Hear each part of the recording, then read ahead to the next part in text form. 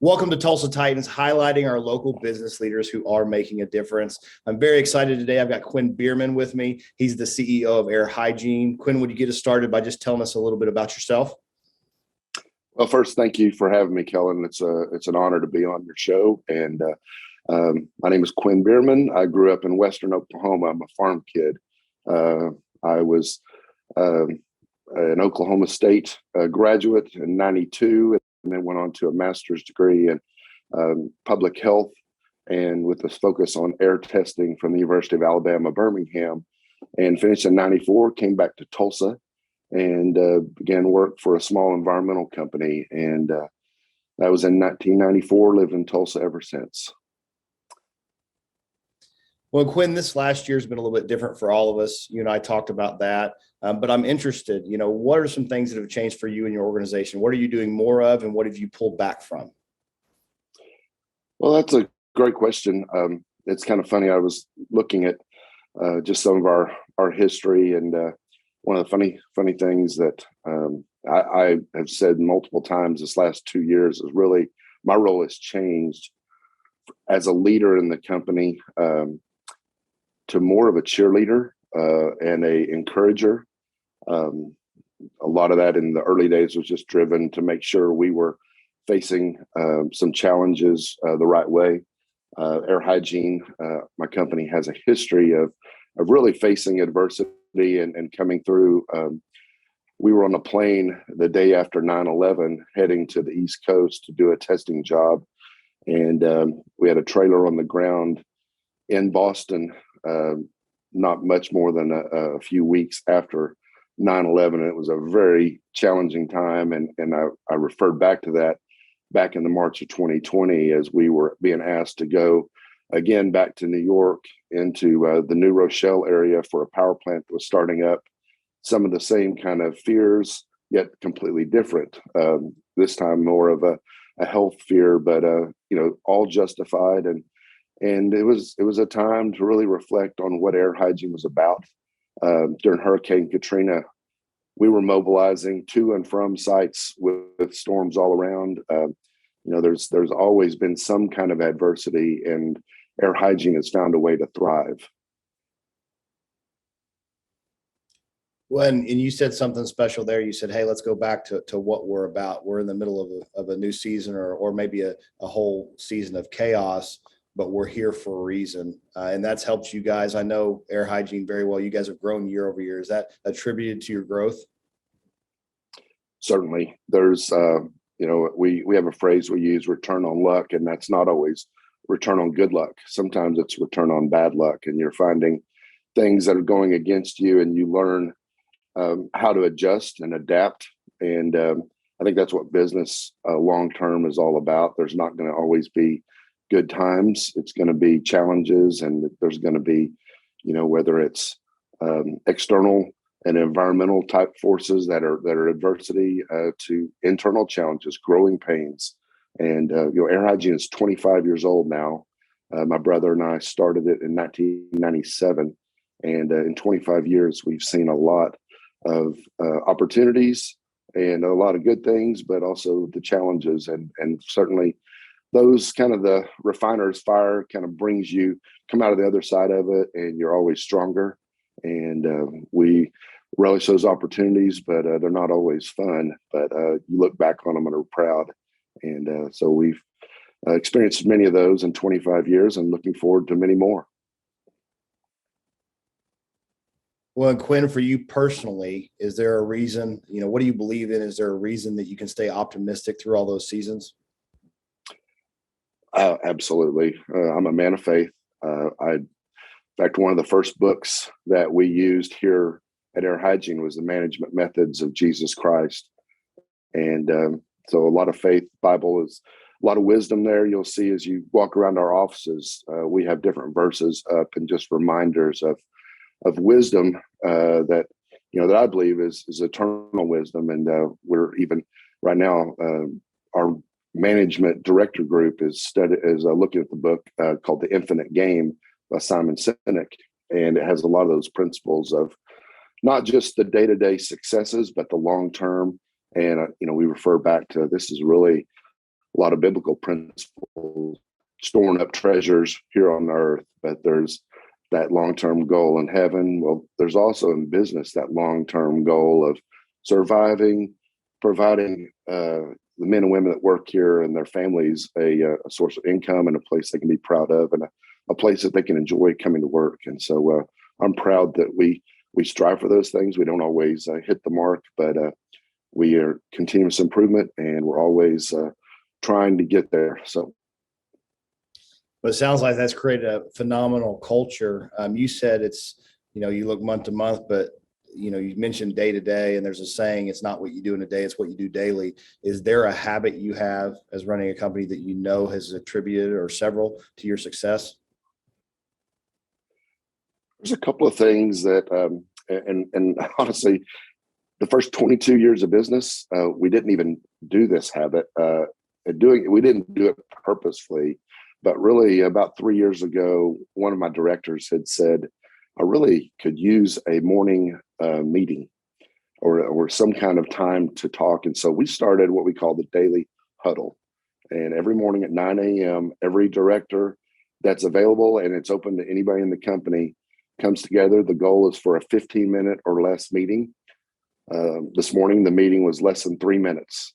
Some mornings it goes 20 and 30 minutes because of topics that need to be discussed, but it's a quick summary and update from each of our departments. And we've really become pretty good at it. And the guy, he was our director of operations, Danny Parr, and he came to me afterwards. We've been doing it about a month, and he said, I am sleeping at night so much just because of that morning meeting. And that spoke everything. I was even a little bit of hesitant to start that meeting and just pull everybody in, but Zoom has been a great tool with that, and we've been able to pretty well, even from all of our offices, but do that in 15 minutes or less. And it's a great habit. It's really built our communication throughout the company. And we've actually caught some things that were like, if we weren't doing this on a daily basis, there's no way that information would have been shared,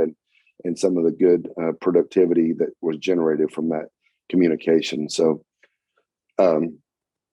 that's really what the daily huddle drives, is communication. And from day one in the company, that one of the most biggest challenges, I think, for any entrepreneur, any small business, any large business, is communication first within the company. And we see that becoming better and better, and I'm sure we're going to find new tools to improve it even more. Yeah, a couple of things there I think are really powerful, and I've heard this from other leaders. It sounds like you guys have done a great job of empowering your team to communicate and bring value, because a lot of great companies, it's not just one person coming up with all the ideas, right? One person can't see everything. The other is the value of technology. Why I'd rather be in person all the time. If things come up, what an era we're in. Can you imagine if whatever you want to label it, if this disruption happened 10 years ago, we wouldn't have the technology to communicate. You're absolutely right. And that's something Air Hygiene has driven from the beginning, is high tech. We're trying to provide critical data to customers who may be waiting to start their power plant up. They've got $1 billion plant and they need our data. And we've been driving and sending reports while we're driving off the site to get things into our customers' hands. And you're right. Technology is it's a big help if you use it in the right way. And I think we're finding ways to do that. And, empowering our leaders.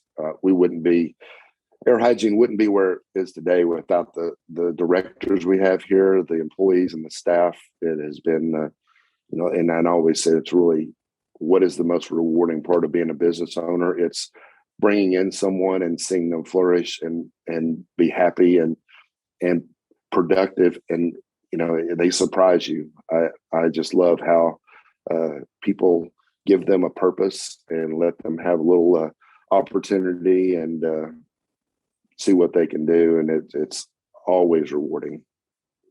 Well, it sounds like you've been that influence for a lot of people over 25 years. Is there somebody over that journey that's really inspired or poured into you? I definitely have had many men mentor me. There's been a variety. I'd hate to even try to nail it down to one, but I can just think of several. And my dad from the early days, Richard Bierman, working on the farm for my dad, and just seeing how he led his business. He was a farmer, but he was also a geologist with a small business. And it's kind of ironic. Our Air Hygiene has mobile labs that go all over doing air emission testing. He had mobile labs that went to various oil fields to do geological, what they call mud logging back in the day. And I used to spend days out in the field, even as a young, 10-year-old, working for my dad, and just working alongside him, whether it was on the farm or out on the mud logging trailers. So definitely my dad was a huge influence, and I learned a lot from him. And, there have been other men for sure. One of the things that we do now here is that I've done a lot of the research on the Navy SEALs, and we have one of our awards is a 20-year service award. We give that employee a Navy SEAL watch from Luminox, and we talk about the Navy SEALs, some of the codes that they have, and one of the big lessons that we were talking about, 5 years ago when we first started that award is, when you're promoting somebody, you're looking for productivity, of course, but there's another side of that. The Navy SEALs, they look at productivity, but they also look at trustworthiness.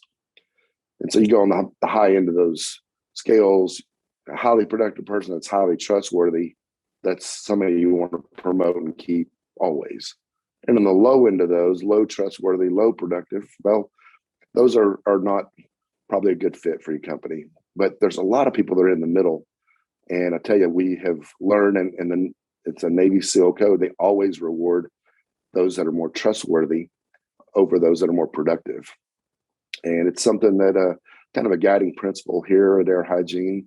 I was asked just the other day, okay, we've got all these metrics and you're measuring our productivity, but what's the most important characteristic I, as a field manager, should look for? And so one of my field managers asked me that question. I replied back a simple answer: character. And that's ultimately, it's in our mission statement. It's everything that we built the company around is our service and the family oriented values and character, hard work. That's what we want to deliver, and we try to build that culture within the company. And I hope we're good at it. I feel like that there's always room for improvement, but it's something we strive to every day. When you said, I love that, that you really continue to communicate the mission, so everybody on your team understands the mission. Another really valuable thing you said was not just the huddles, but people having a voice. And you're hiring some of those mid-level people. I want to kind of peel it back even further. Is there anything else you guys do as an organization that makes sure that mid-level person makes decisions like his manager would, or continues to hold on to the company values? What other things do you guys have in place? Well, again, a great question, very insightful, because it's so important that it's not just upper management that says something and it just falls out. It's got to be pushed down through the organization. And one of the things that we're doing right now, and we started this about, I think it was 3 years ago, is every January, right after the holidays, we'll take our field managers. So this is the frontline guys that are out in all of our labs. And there's 16 of them this past year. We took them on a retreat to Arkansas, and it's the same place our directors went earlier in December to do our strategy meeting. But we take them back to the same place where we talked about, a month earlier, the strategy, but then we bring them into the strategy for the next year and the 5 years and get input from them, but also really help them set some of the strategy and some of the really what is going to happen with our operations group. And, sure, there's a lot of financial side, and there's goals that we're setting up at a higher level, but those have to be communicated to the mid-level, but they also have to be understood and bought in. And we really want them to help give us feedback for what role they can play in that. what they see is actually possible and what may be a challenge, and then try to work through those. So I think that is helping. We always have an open door policy. My office is in the warehouse. Sure, I'm speaking up here at my second office, but it's really, I work out with the staff. I'm trying to be as open and available as possible, and the same with my brother. We're always really spending time with the team, and whether it's front desk to the warehouse to the office to the out in the field. Swanson still does some of our biggest field projects. He's out there helping, and maybe on the stack even doing the work. So we try to definitely stay engaged and make sure we're part of the group. It's a team approach. When we talked earlier, I don't remember if it was offline or online, Quinn, about just learning from other leaders' failures. And man, you talked about the Navy SEALs, but what great resources we have available to us as leaders and books. And so going there, the last question is, if you had a couple books to recommend to another leader, what would they be and why? Well, Jim Collins has 2 books that are just, I from day one, I think I even started Good to Great before I started Air Hygiene, and read some of that. And a friend of mine recommended it. It's a book called Good to Great. And then he came out with a second book that kind of fell in with that, called Great by Choice.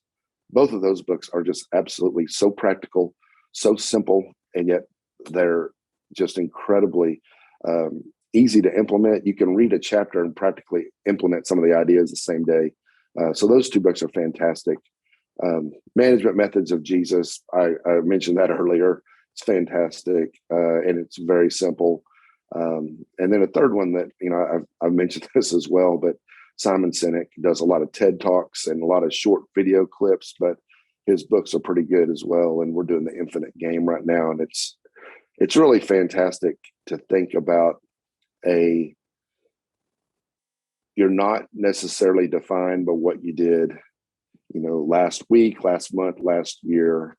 In the Infinite Game, your just cause and your why drives long term. And I've been more focused on that in the last month, but it was also refreshing to feel like, even by accident, we were doing some of that even 25 years ago. And so now I'm even more encouraged to keep that up, and really looking for the long term, and continuous improvement is always part of that. So.